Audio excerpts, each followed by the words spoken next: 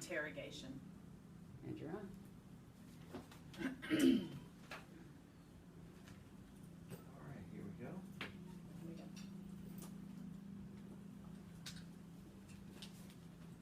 Hi, this is Pam, and this is the Offbeat Business Show, and this is my solo show. I'm so glad that you all tuned in to hear what is going on today. We are going to be talking about, is it a sales conversation or an interrogation?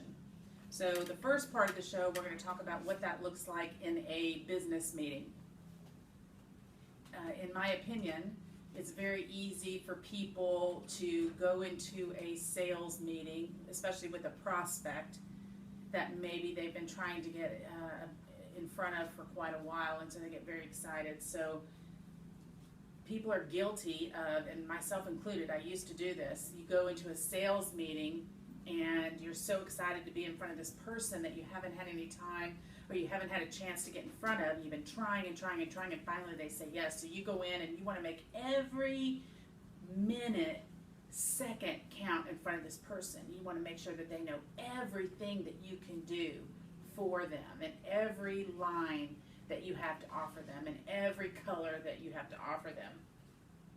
And so you just go in and you just start rambling on about your services. For instance, I like to use this example. Let's say you're selling windows, and so you go in and you're like, John, it's so great to be here. I sell windows. I sell square windows, round windows, windows that go up, windows that go down, wood windows, aluminum windows, poly windows, tinted windows, not tinted windows, storm windows, regular windows, windows that fly, windows that don't fly.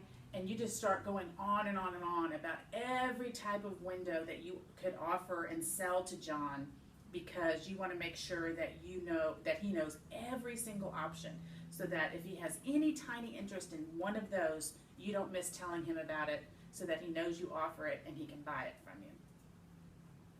So I don't know if you've ever been on the other side of that, and that maybe has happened to you, but how does that feel to you when someone just is speaking 100 miles an hour about every single option they have to offer you? Does that make you want to buy from them? Do you want to sit there and talk to them one more minute? Probably not. So what I had to realize, I used to do that. And so what I had to realize was I had to change my approach, because I was not getting the results I wanted when I had a meeting with a very important prospect. And so I had to change my approach. And here's what I did. My new approach is that I ask a question, and I do a little pre-meeting research. If you're not doing pre-meeting research, even if you're a coach, if you're not doing a little bit of research about the person you have a call with to possibly sell your services to, then you're missing the boat. Google is your greatest research tool. So if I am meeting with someone for my sales coaching business, I will Google their name, or at least look in Facebook, look on LinkedIn for them, see a little bit about their history, their experience, so that I can have an intelligent conversation with them about what they do, or what they're maybe reaching out to me to help them with. If I am meeting with a company, a corporation, about my promotional products business, I absolutely Google the company and do a little research, familiarize myself with what they do. I also Google the person, and I will give you an example of a great outcome from Googling a person that I had a meeting with in just a minute. But my new approach in a business meeting is to ask a question, and that pre-meeting research will help you with the questions to ask them, and it also makes them know that you took the time to find out about their business, and you're just not going in and presenting and asking the same questions to every single person you meet with. You're treating them as an individual and unique situation. So I ask a question, I close my mouth, and that is hard for me to do at times. But I have learned to ask the question, close my mouth, and listen. Let them talk. Figure out what their pain is. Instead of offering them the 10 million kinds of windows you have available to sell them, maybe you ask them, what kind of windows have you tried in the past that have worked, and what haven't worked for you? What do you want in a window, and what do you not want in a window? And here's what that does. You ask what has worked and what hasn't worked. You close your mouth and you listen, and I guarantee you they will go on and on about what hasn't worked and what they don't like and what they do like. So if they say, we don't want round windows because it's too hard to find curtains for them or window coverings for them, what does that tell you? That tells you that you don't show them options for round windows. You don't waste their time. You hit their pain, you hit their needs in your response to them. So if you ask the right questions, close your mouth and listen, then you will get all the information that you need to be able to present then with your response, whether it be right there in that meeting or in your written proposal, with bullet points to solve that pain that they've expressed through the don'ts, or supply the information they need for the do's for their wants. And that is going to put you above other people that meet with them, I guarantee you. Because a lot of people shove their brochure in front of them, they read their brochure to them, they just go on and on and on. And I call that pouncing. And so you don't want to pounce. Pouncing is bad. Pouncing is bad. So, and it's also kind of, you want the experience to be conversational, not offensive, not you doing all the talking. More them, your prospect, your client, less you. Okay? So the example I want to give you about doing pre-meeting research, and this could be a show on its own, but it has proven to be very valuable to me. I had a client who, as being someone in sales, when you hear that your contact at a company is leaving, you get a little panicky. And I had worked with this company for several years, and we had a great relationship. They're in the collegiate sports industry. And so I did my pre-meeting research. I heard that my client called to say that she was leaving and they had hired a replacement, and that she would make an email introduction to me for this new contact. So I was a little nervous about it, but I knew I wanted to set a meeting with her and find out more about her and see where my business was going to stand with them. And I'm going to talk. I'll tell you what happened when I met with her when we come back from the break. But we're going to take a quick break real quick, and we will be back to finish that story and talk a little bit more about conversation or interrogation. And this is Pam at the Offbeat Business Show. Good? No stumbling. Yeah, you got 10.5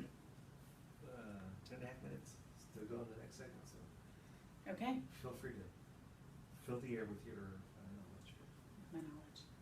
Yes, I have good stuff. I have a good amount of stuff to say still. So. Good. More relaxed today. Yes. Okay, you tell me when you're ready. Yes. And we're back. This is Pam with the Offbeat Business Show. This is my solo show, and we are talking about sales conversation or interrogation. In the first part of the show, the first half of the show, we talked about in a business meeting, how to handle that so that it's more conversational instead of interrogational and less pouncing. More producing for you, more them, less you in a sales meeting. I was telling you a story about some pre-meeting research that I did for a client who called me to tell me that she was leaving the company and they had hired a replacement. So I did a little pre-meeting research on this replacement and found out, just put her name into Google and checked out some of the stuff that came up. So what I found out about her was that she went to school in Iowa. She was a Hawkeye. She played volleyball, and so those two things to me, those were personal and this is a whole show on its own. Finding a personal connection with the person you're meeting with is a huge way to possibly get business from them. So, set up a meeting with her, with the knowledge that she went to school, she was an Iowa Hawkeye, and that she played volleyball for them. So went to the meeting with her, and I was able to weave into the conversation that my daughter plays volleyball in high school, and that my family was from Iowa, and that my grandmother's next door neighbor's grandson played basketball for the Hawkeyes. So I didn't tell her that I Googled her name. I would not recommend that. But I weaved it into the conversation. Where'd you go to school? Oh, I played volleyball for the Hawkeyes. So that allowed me to be able to talk about my daughter playing volleyball and my grandmother's neighbor's son playing basketball there. Well, she went to school there at the same time my grandmother's neighbor's son played basketball there.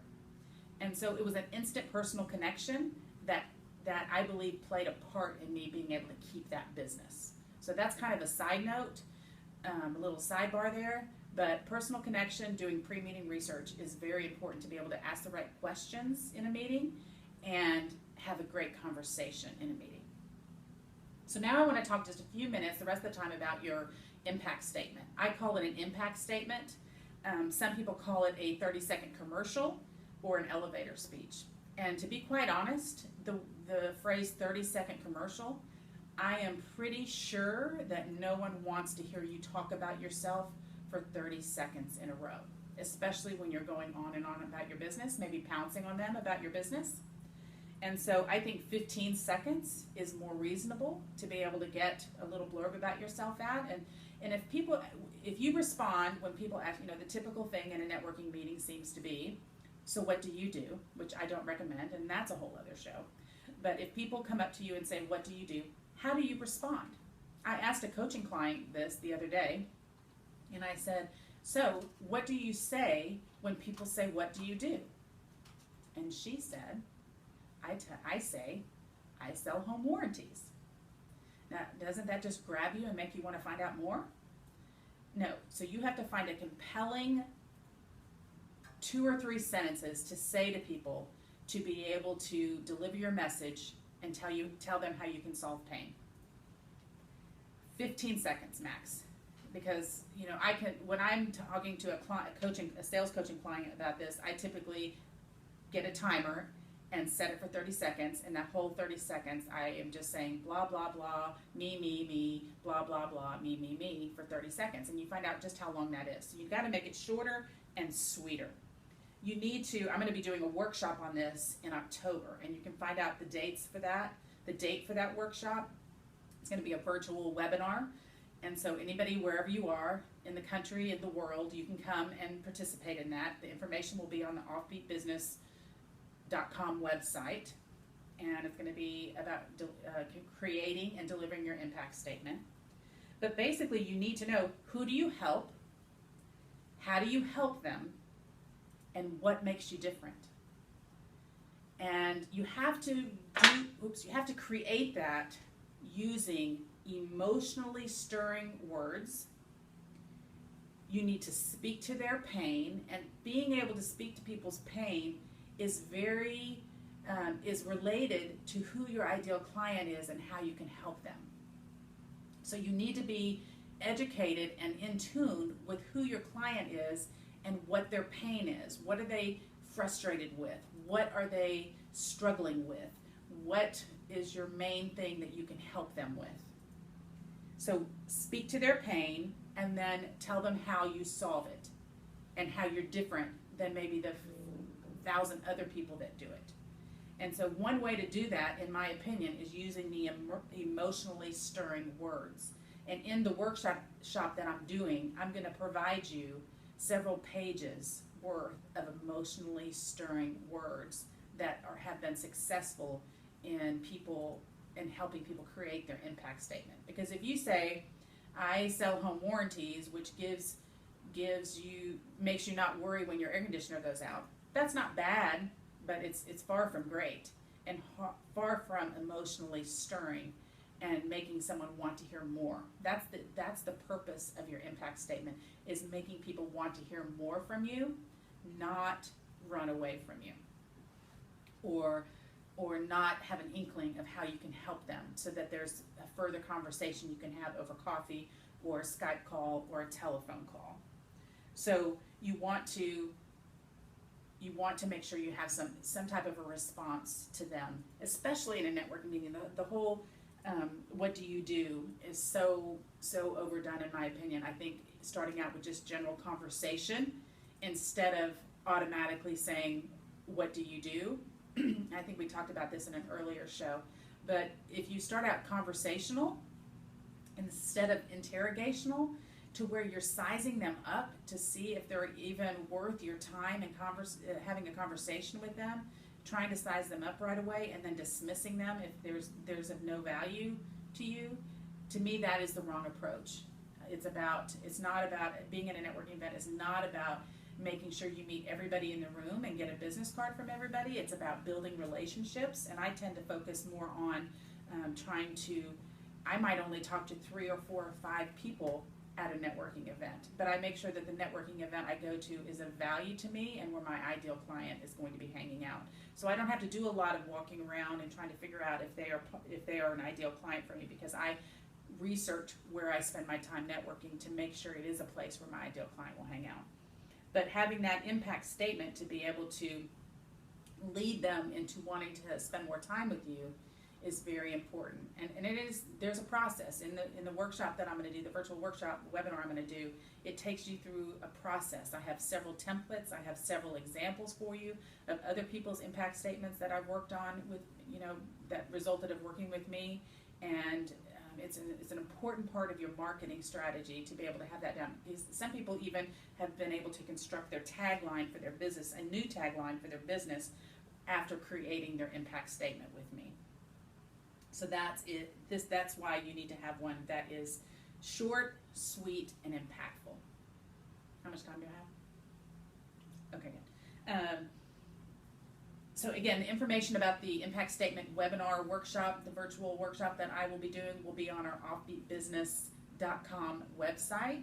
It will be on my website, pam-russell.com, and it will be at the end of October. And so it's a great way for you to become prepared to begin your networking, to continue your networking after the first of the year, and be more prepared to bring in more clients and have people more interested in talking to you. And again, just to reiterate what we talked about in the first half of the show, in your conversations, in your meetings with prospects, and even with current clients, make sure that you try to ask the right questions, close your mouth, and listen. You will get a wealth of information if you listen more than you talk and make it more about them and less about you. It also puts you in more of a consultative position than a product pushing position. And nobody really likes to be sold anything. No one likes a product pusher. So if you can be viewed more of a consultant type role, more of a team player, more of putting their best interests first rather than your own, then you have a much higher opportunity for success by doing that. So 2 great things we talked about today, the sales conversation and the impact statement. And I hope that you'll check out the webinar that's on the offbeatbusiness.com and at pam-russell.com. And I hope to see you there so that I can help you prepare your impact statement, and that will help prepare you for more success. And this is Pam. This is the Offbeat Business Show. I almost said .com. Just say it again. Hi, this is Pam. This is Pam. Have a great week. Thanks for tuning in. Check us out at offbeatbusiness.com and our Facebook page, Offbeat Business Show. Good? Okay. All right. You're getting better?